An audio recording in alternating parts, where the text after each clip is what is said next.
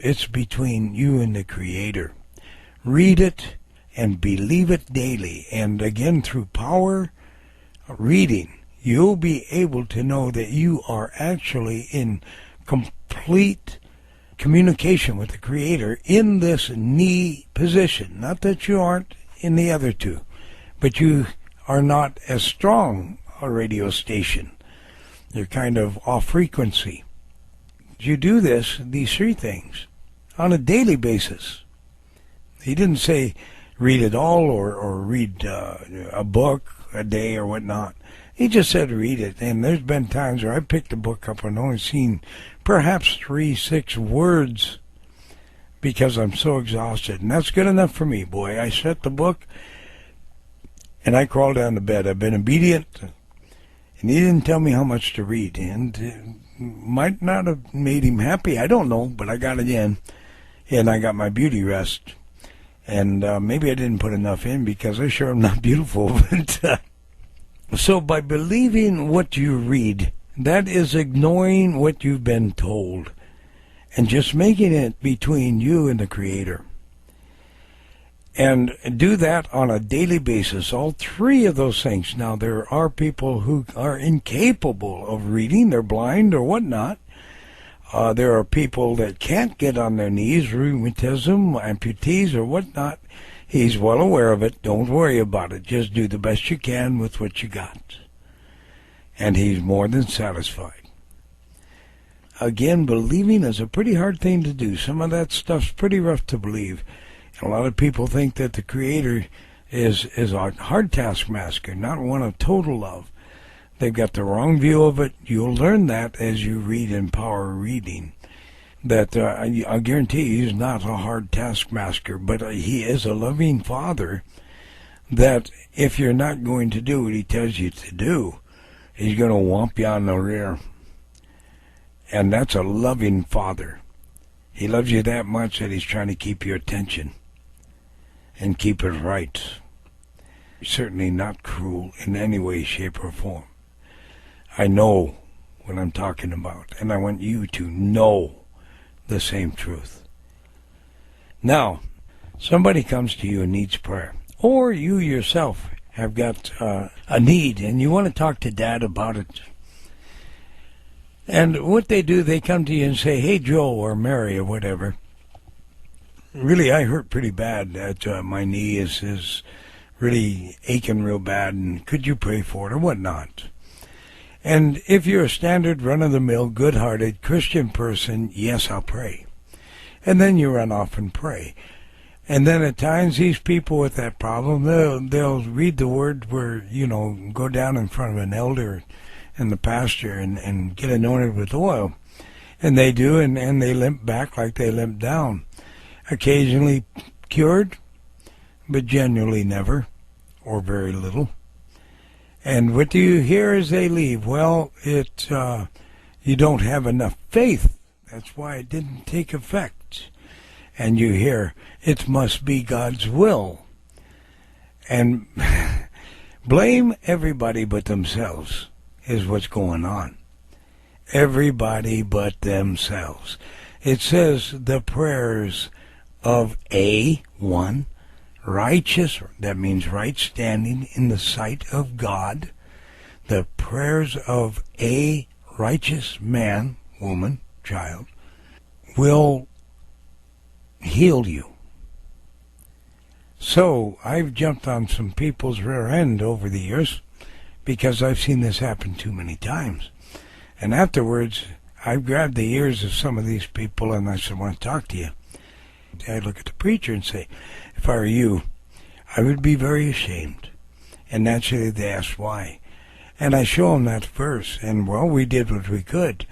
Then, my friend, there was no one in your group who was and is in right standing in the sight of God.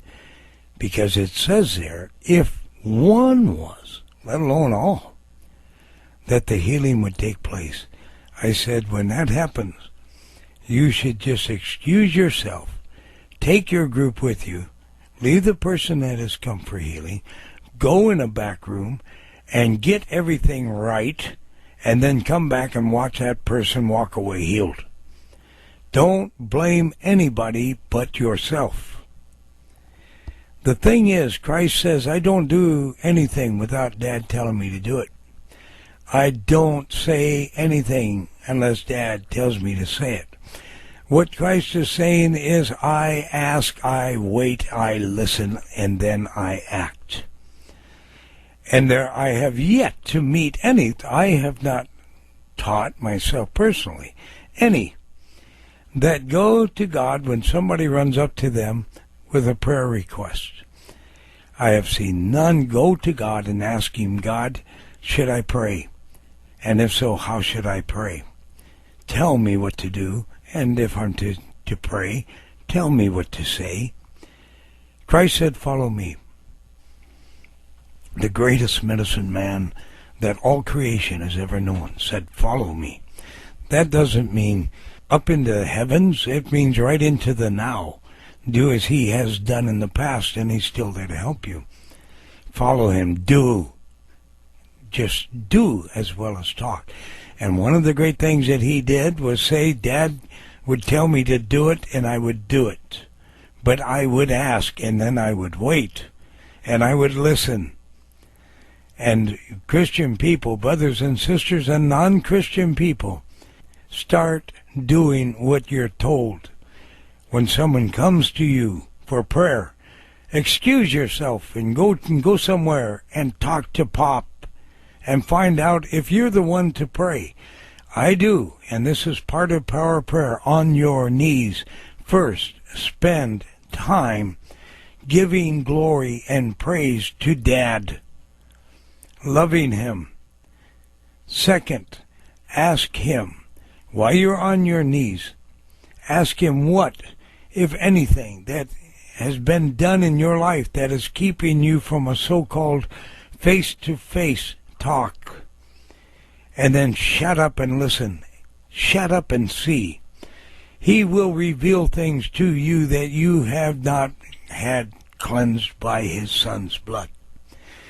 Each time that comes, cleanse it and ask again, show me more if there's more. And cleanse that, and on and on and on, until finally nothing comes to mind. Now you are clean in His sight.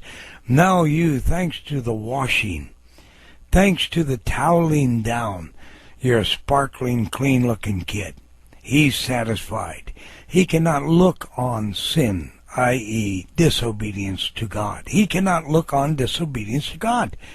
He can't look at it, but it doesn't mean He doesn't hear you. He can turn His back and still hear your pleas, but He's not going to turn around and look at you. So get yourself cleansed on your knees, ask the Creator to show you what would keep you from a face-to-face, and then get each little incident cleansed away. It might have been a dirty look at somebody. It might have been just ignoring somebody. I'm not talking about raping. I'm not talking about murder or torture. It could be that. But you'd be surprised. They are all the same to the Creator. And therefore you are a filthy, dirty kid. And is it love to ignore a child's pleading or a child's question? Is it God love? No, it is not. So you screwed up there, folks. Get it squared away. Is it love to give somebody an angry, dirty look or a superior look? Is that love? No, that's self. Get it squared away, folks, because that is not God through you. That is not love through you. That is you through you. And He's not happy with that.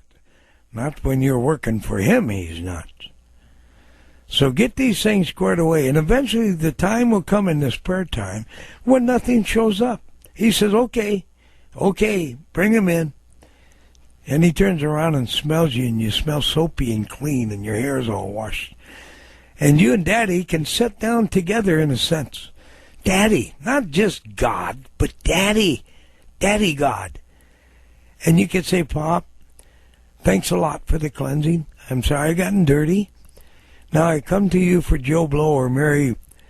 They ask if I could pray for them on this. Of course I know I can, but I want to know what your will is. I want to pray according to your will, not generalization and not my own will. Would you please reveal to me what would you have me do?